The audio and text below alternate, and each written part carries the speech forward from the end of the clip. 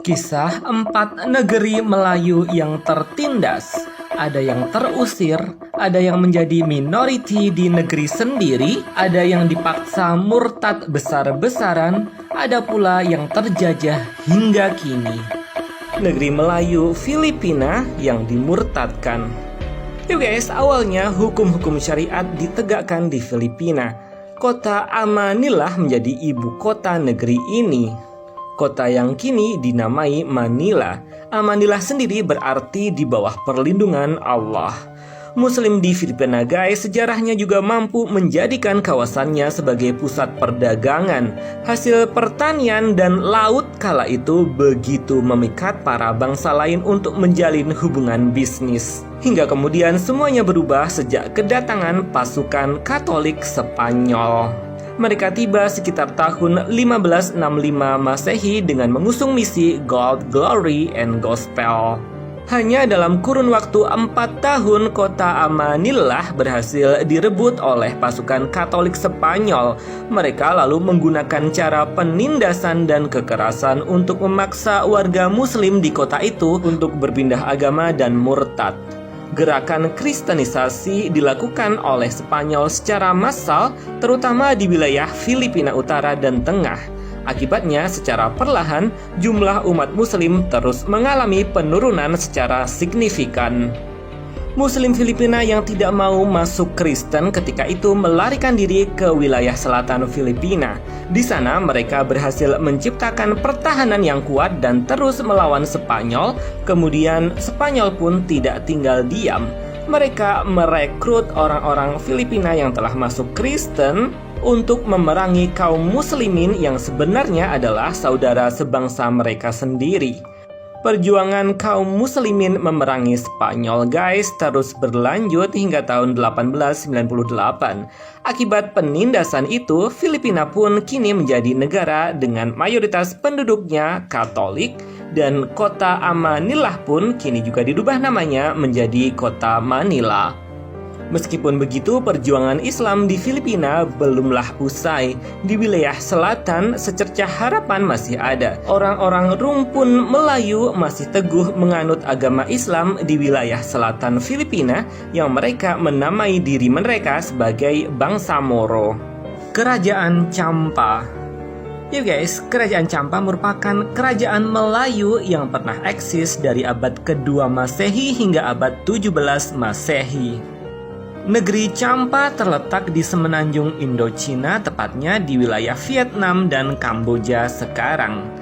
Kerajaan Champa guys pernah berjaya pada masa lampau selama berabad-abad, namun kini telah musnah dan hampir tidak ada lagi jejak sejarahnya.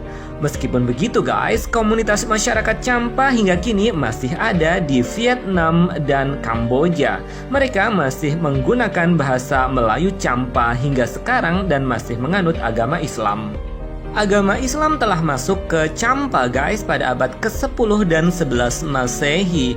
Kerajanya Raja Cebonga diislamkan oleh Said Hussein dan memicu orientasi agama masyarakat Champa. Pada akhirnya mayoritas orang Champa memeluk agama Islam.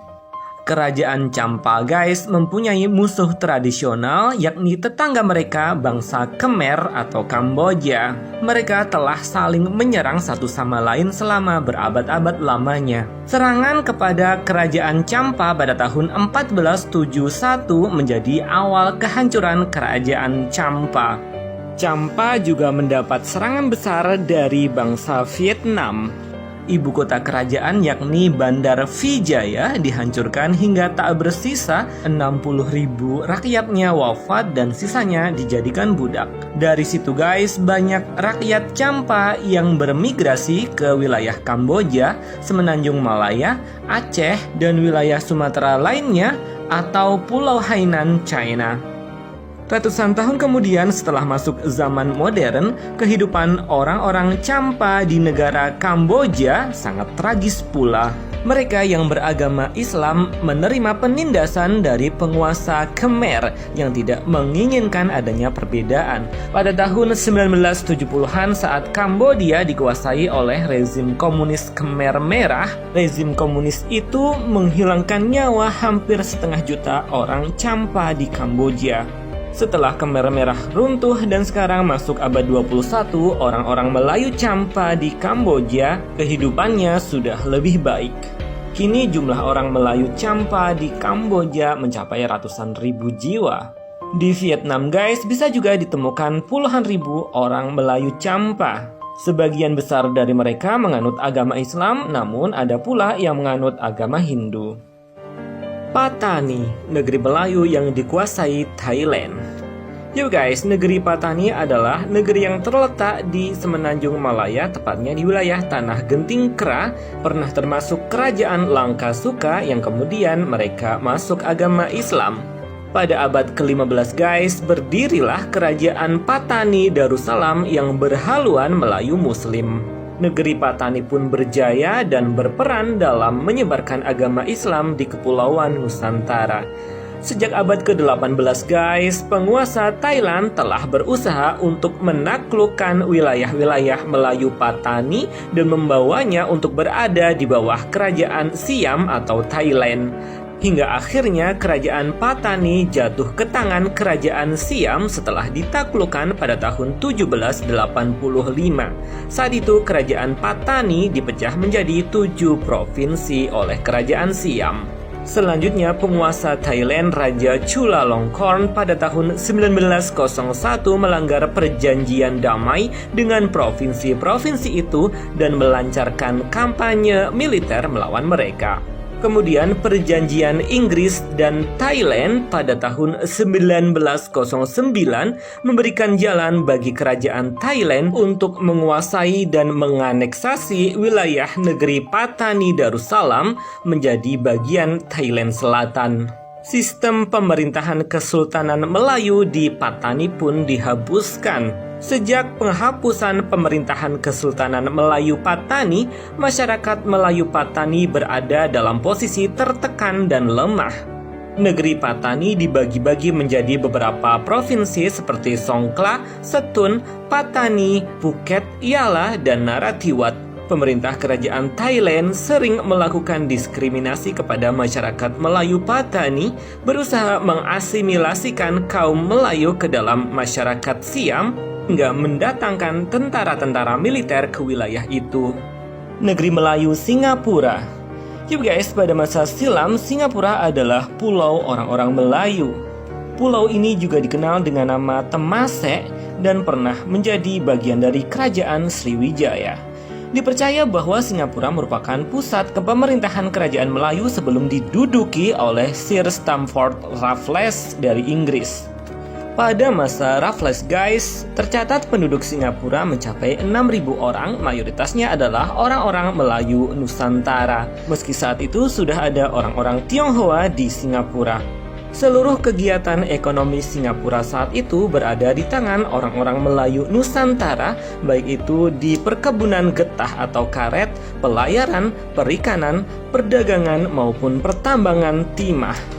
Namun guys, ketika Singapura dikuasai oleh Inggris, banyak imigran-imigran asing datang ke sana. Yang paling banyak adalah bangsa Tionghoa dan Hindustan. Awalnya guys, orang-orang imigran dari Hindustan dan Cina itu juga bekerja menjadi kuli bersama penduduk pribumi Melayu Nusantara. Namun perlahan-lahan imigran-imigran itu menetap dan jumlahnya semakin banyak. Kondisi ekonomi mereka pun juga terangkat hingga akhirnya banyak orang-orang bangsa Tionghoa dan Inggris justru menguasai perkebunan-perkebunan di Singapura. Saking banyaknya pendatang dari Cina pada tahun 1937, jumlah orang Singapura yang mencapai 700.000 orang, 600.000 orang diantaranya adalah orang-orang keturunan Cina atau Tionghoa. Jumlah orang Melayu tidak seberapa, hanya mencapai sekitar 30.000 orang saja atau hanya 5% dari total penduduk Singapura tahun 1937 itu. Meskipun berada di tanah Melayu, saat ini negeri Singapura seperti menjadi milik etnis Cina saja, bahkan secara spesifik milik keluarga dinasti Lee Kuan Yew yang menguasai Singapura sejak 1959. Pada abad 21 ini, jumlah orang Cina Singapura mencapai sekitar 75% dari total penduduk, adapun orang Melayu hanya mencapai sekitar 13% saja.